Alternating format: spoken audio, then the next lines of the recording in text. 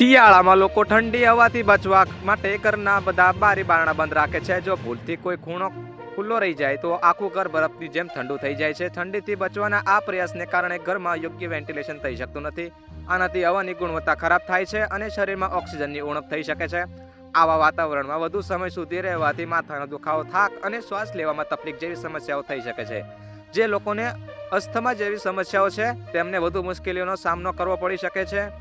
શિયાળામાં લોકો ઠંડીથી બચવા માટે બારીઓ અને દરવાજા બંધ રાખે છે। આનાથી હવાની અવરજવર અટકી જાય છે અને ઘરની અંદરની તાજી હવા આવતી નથી। આખો દિવસ લોકો શ્વાસ લે છે, જેનાથી કાર્બન ડાયોક્સાઇડ વધી જાય છે। જ્યારે રૂમની હવા બહાર નીકળતી નથી ત્યારે તેમાં કાર્બન ડાયોક્સાઇડ અને અન્ય વાયુઓ જમા થવા લાગે છે। અગરબત્તી, દીવો, મીણબત્તી કે હીટરમાંથી નીકળતો ધુમાડો અને ધૂળના કણો પર હવામાં ભળીને તેને ભારે બનાવે છે।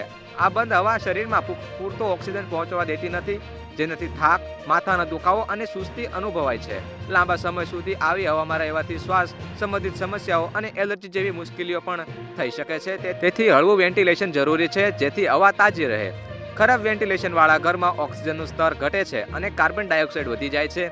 તે શરીરની ઉર્જા પર અસર કરે છે। લાંબા સમય સુધી આવી હવામાં રહેવાથી મગજને પૂરતો ઓક્સિજન મળતો નથી, જેનાથી માથાનો દુખાવો, ચક્કર, થાક અને એકાગ્રતાનો અભાવ જેવી સમસ્યાઓ થઈ શકે છે।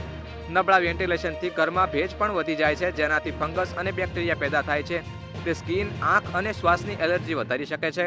લાંબા સમય સુધી હવાની ગુણવત્તા ખરાબ રહેવાથી અને ખરાબ વેન્ટિલેશનથી ઘણી સમસ્યાઓ થઈ શકે છે।